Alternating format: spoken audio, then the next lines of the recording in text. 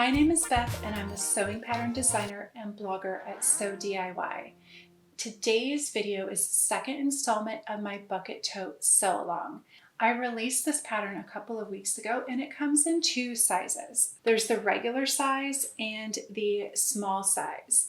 And today we're going to be sewing the welt interior zippered pocket of the regular size. So this is a little bit of a intermediate level skill, but it's not too hard if you take it one step at a time. The great thing about a zippered pocket is that it will keep your items really secure because you can just throw them in and zip it up. Here's one of my bags inside out so that you can see that zippered opening. What can be kind of daunting about a welt zippered pocket is that you have to cut through your fabric to make it. So unlike a patch pocket where you just sew something on top, you actually have to cut in the middle of your fabric. So it can be a little bit scary, but if you really just take your time, it's going to be okay. And it's not really that hard. It's kind of a low intermediate level technique. So for this pattern, I use a 7-inch zipper and I recommend a medium to heavyweight fabric for the lining and then a lightweight woven cotton fabric for the pocket. So something like a quilting cotton works really well. And I like to use that lighter weight because it won't increase the bulk in between the lining and the exterior too much. And it's going to be pliable and easy to work with when we are creating this opening. Besides the zipper, you'll definitely want to have some sort of marking tool, and a marker or something that will give you a really sharp line will be really helpful. You may also want some sort of fabric adhesive like a glue stick or fabric tape. This is an adhesive fabric tape and I use this for the handles on this tote and really like using it. And you may find it helpful for the zipper. Let's get started. Here I have a finished welt zipper pocket and this is on the inside of the bag, and the only thing that you see is really the zipper and this top stitching. And then the pocket bag is inside the lining in between the exterior and lining, so you don't see it unless you open the zipper. So this opening is cut into the lining of the fabric, which is really the scariest thing about this kind of zipper because you have to cut away the middle of your fabric. But if you take it step by step, it's going to be okay. So this welt cutout is designed for a 7-inch long zipper. If you have a bigger zipper, you could cut the zipper down, or you can make the opening a little bit bigger. Like if you had a 7.5-inch or 8-inch zipper, you could just make that opening bigger. You could also do this welt zipper on the small size bag, but you might want to use a smaller zipper. So here's what it looks like finished. Let's look at our pattern pieces. Here is my lining pattern piece, and this welt zipper goes right in the middle. This marking here on the fold is for the welt zipper. And here I have my fabric. I have the markings with little dots right here. And then I have also marked this dot down below, and we're going to use that to line up our fabric with the pocket bag. Here's my pocket bag pattern piece, and this is 10 inches wide by 16 inches long. And when the pocket is constructed, it will be folded up. So the final piece or the final pocket is going to be about this big. And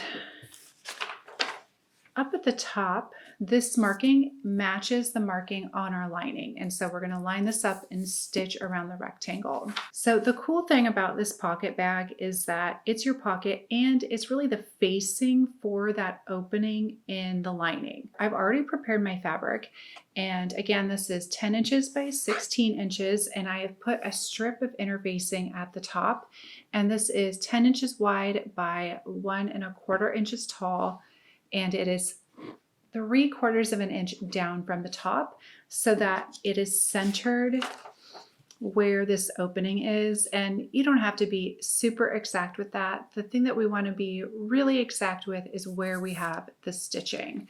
So to mark the stitching on my fabric, I just cut the hole out of the pattern piece and then used a wash away pen to draw it on. And I find it's easiest to draw this on after I have applied the interfacing. The other marking to note are the notches down here, and these are going to align with the dots here on our lining. So when everything lines up, it's going to look like this. So the box at the top for the opening, and then the notches here and the dots on the lining should all line up when we pin our fabric together for our first step. So here I have my lining, and this is right side up. And then I want to put my pocket bag down with right side down. So remember, you want your interfacing and your markings on the pocket bag on the wrong side. You want to have this pocket bag centered on the lining, so you can mark the centers of both these pattern pieces and line them up. You can use a ruler to make sure that the top edge of the fabric and this straight edge of the welt are aligned with the straight edge of the lining. And then you can also check that the notches on the pocket match the dots on the lining. Before you stitch, you want to make sure that everything is aligned and straight, because that will help make sure that the welt zipper is aligned and straight on the inside of the bag. So when you have everything flat, I like to go and put a few pins in place. And I just do them outside of the stitching area, and we're going to be stitching along this rectangle. So I try to keep the pins out of the way of my sewing machine or my presser foot. Okay, now I'm going to stitch around this rectangle. I'm using a straight stitch, and I have slightly shortened it to a 2.0 length. And I like to start in the middle of the rectangle and go around in a loop from there. Okay, at the corners, you'll want to lift your presser foot and pivot, keeping that needle down.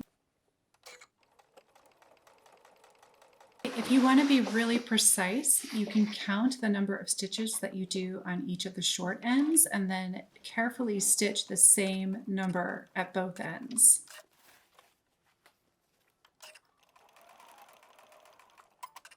And there's that opening stitched. Now we're going to cut it open. Before you cut open your opening, I think it's a good idea to just double check that your stitching is straight, and you can do that with a ruler. You want to make sure that it's pretty even all around and that it's going to be big enough to see your zipper.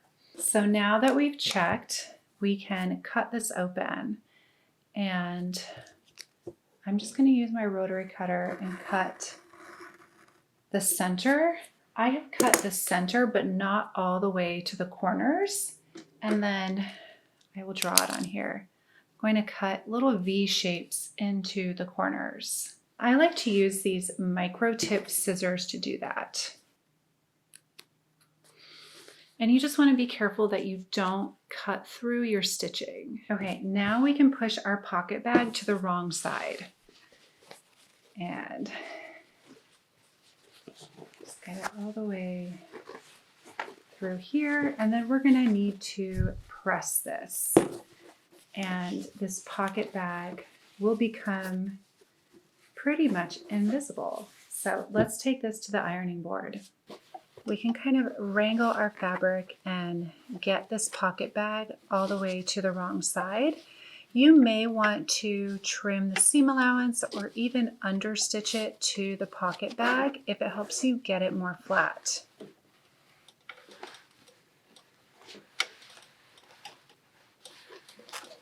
And you may find that you want to clip into the corners more so that you can get these corners more flat as well.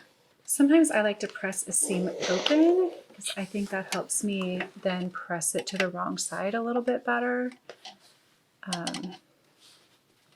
That for some reason it just gives me a little bit more control over where that fabric is folding. So let's do that on this side. Kind of opens up that seam and allows you to fold it back more easily, or fold it back more easily exactly along the seam.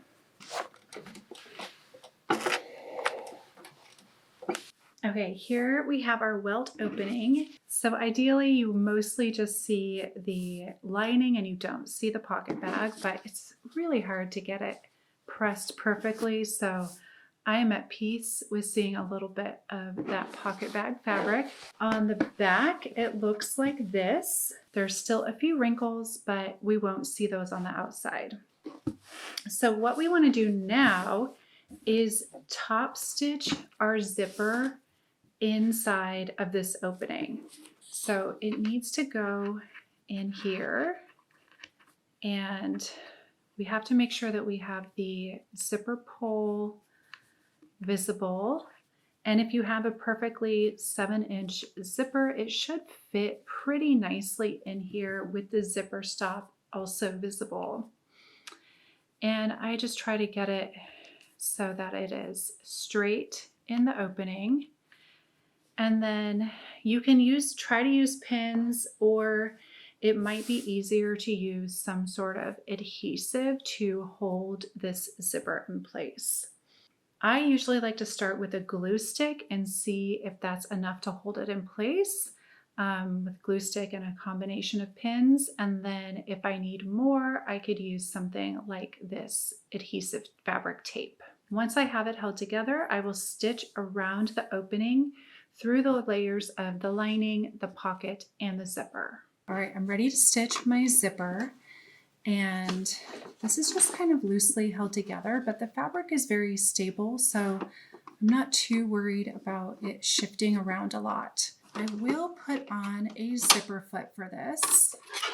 And I'm using a straight stitch with a 3.0 length, and I have moved my needle over to the left.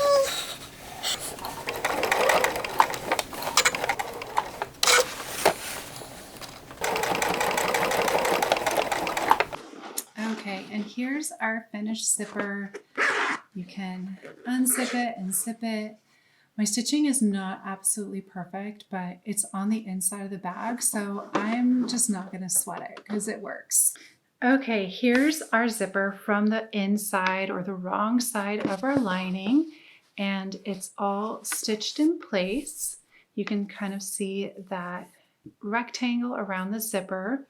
So now we need to create the pocket. And ideally you would have this side of the fabric that's facing up is the right side. So when you make the pocket and you open up through the zipper, you would see the right side. My fabric is the same on both sides, so fortunately it doesn't matter. I don't have to think too hard about that. But we just want to fold it so all the raw edges are meeting and we have a fold at the bottom. And then you can take some pins and pin around here. And what we're going to do is hold the pocket away from the lining and stitch around these 3 sides. And that is going to create our pocket, and it's all going to be sealed inside the bag and invisible. So get this pinned and then take it to the sewing machine. I have switched back to my regular presser foot, and for this step I'm actually using a 3/8 of an inch seam allowance. It doesn't matter too much because it's on the inside, but so you can still use the 1/2 inch if you like. This is a little bit tricky because we want to only sew the pocket and not the lining. So just fold the lining out of the way with each step. And I like to do a back stitch.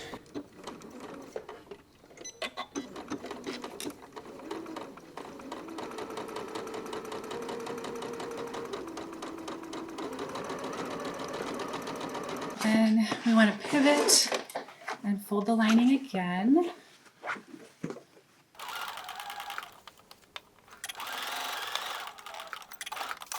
Okay, then you can finish these edges if you want, but you don't have to because they will be inside the lining. You could use pinking shears or a serger. I am going to zigzag along the raw edge. And that zippered welt pocket is now all done. I hope that you found this tutorial helpful. You can use this technique really anywhere that you want a zippered welt pocket. So if you're making another bag and you want to add this style of pocket, you can definitely use this tutorial. Please let me know in the comments if you have any questions, and if you haven't already, make sure to subscribe to stay up to date on future videos. I have a few more videos planned for the sew along of the Bucket Tote, and I also have some hacks planned that I'm excited to try out. And thank you again for watching. Happy sewing!